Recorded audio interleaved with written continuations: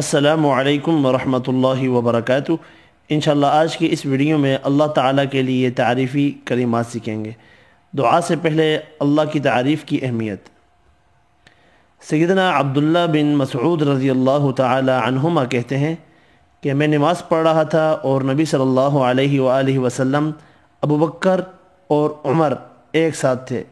جب میں بیٹھا تو اللہ تعالیٰ کی حمد و ثنا بیان کی، پھر نبی صلی اللہ علیہ وآلہ وسلم پر درود بھیجا، پھر اپنے لیے دعا کی تو نبی صلی اللہ علیہ وآلہ وسلم نے فرمایا، مانگو عطا کیا جائے گا، مانگو عطا کیا جائے گا۔ افضل کلام۔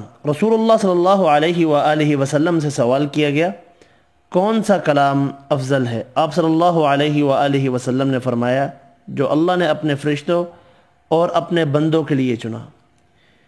سبحان اللہ وبحمدہ، پاک ہے اللہ اپنی تعریف کے ساتھ۔ پسندیدہ کلام۔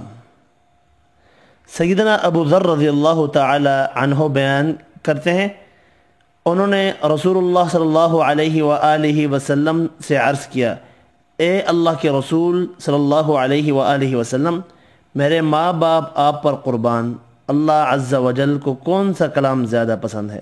آپ صلی اللہ علیہ وآلہ وسلم نے فرمایا، جو اللہ تعالیٰ نے اپنے فرشتوں کے لیے پسند کر رکھا ہے۔